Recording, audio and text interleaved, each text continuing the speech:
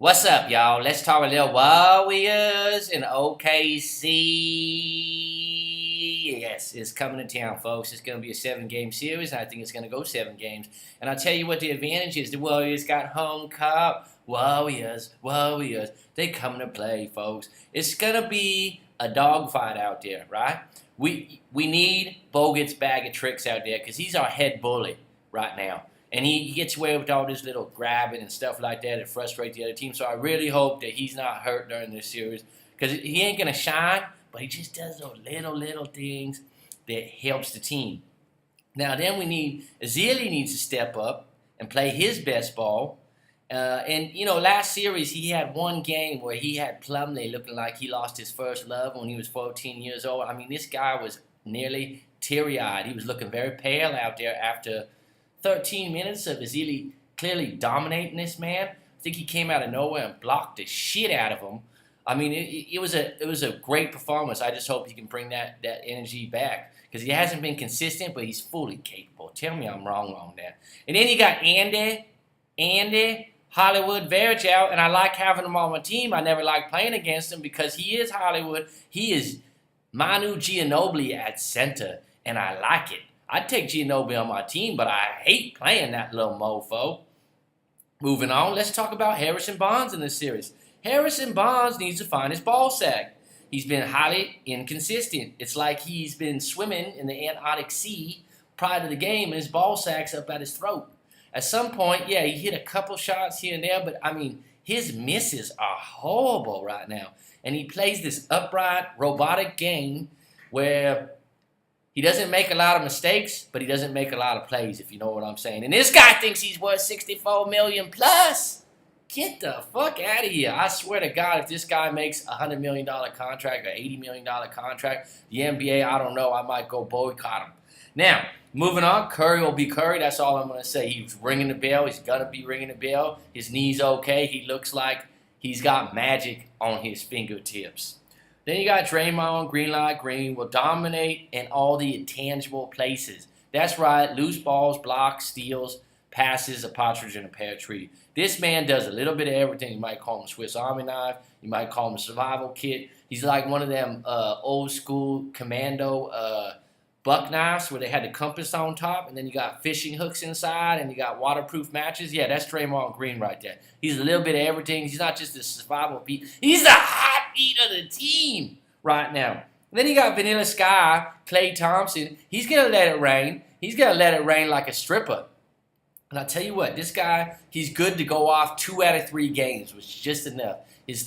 One game he's going to be a little bit off. He's going to be thinking he's shooting too much, but then he just keeps chucking and he starts hitting. And once he's hot, he's sizzling hot. It's a 5 alarm out there, folks. Tell me I'm wrong. And let's not forget about Iggy, the Finals MVP of last year. Mr. Iguodala is a vet on the set. Tell me I'm wrong on this. This guy's been quiet throughout the playoffs, but he is dominant at times on the defensive end, on the fast break, and he does all the little things once again. And he's going to shine in this series. Tell me I'm wrong on this. He comes off the bench. He's the best sub in the league. He should have been 6-man in the league. It's just he doesn't put up the stats, right? He's only been playing 28 minutes a game here and there. He's fresh right now, folks, and this is when he's going to shine. He's not gonna lock down Kevin Durant, but he's going to tie his ass out, I'll tell you that much. Because looking at the OKC, let's look at Durant, right? KD's a great player, great guy. I really like him. He's an offensive genius. But he bogs a little bit. I don't like the fact that he goes to the three-point line to post guys up. And this is what's going to happen. You got Iggy, who's a great defender. You got Bonds, who's solid. And you got Draymond Green, that's maybe top 2 defender in the whole wide league. Right? I think he's number 1, but we'll put him at number 2 behind the claw, if you want to call it that.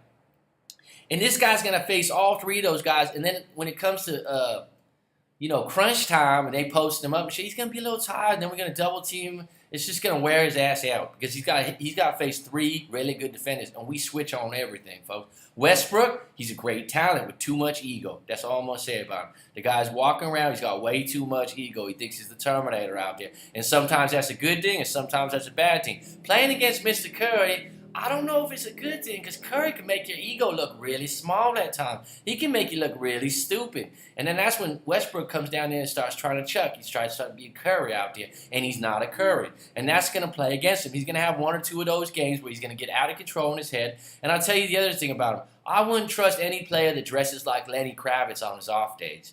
There's just something wrong there. Yeah, I like Lenny. He's cool and shit, but I don't know if I want my point guard dressing like the man. You know what I'm saying? Now, moving on, Stevie Adams, he's a boss. The guy's a stoic out there. He's a real player. He's like a buff Keanu Reeves or something out there from that Japanese flick that just came out a few years ago. This guy's a samurai.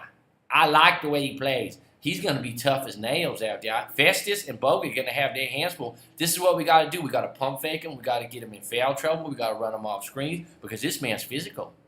And then you got Serge, and I don't know what happened to the man. He's declined a bit. He played against the Warriors. He's shining bright. Actually, I think he's the knockdown shooter if they pass the ball to him a little bit more. The rest of the bench, then you got Roberson.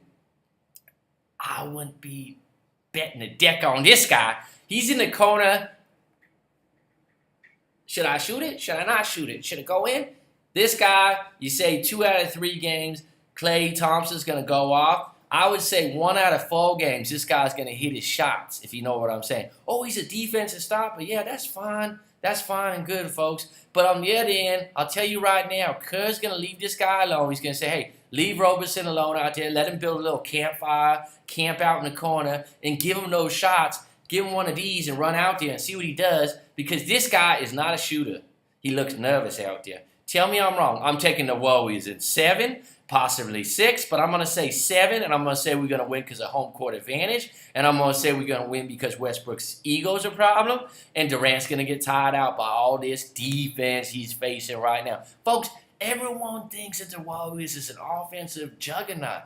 Their defense is what got them this record, folks. Their home court advantage is what got them this record, folks. And it's going to show right now. OKC, my hat goes off to you. You guys are the best opponent we've seen in probably 2 years. I think you guys are a great challenge. And I can't wait for it to start because it's going to be smelling like champagne in Oakland after Game 7. Tell me I'm wrong. Lie.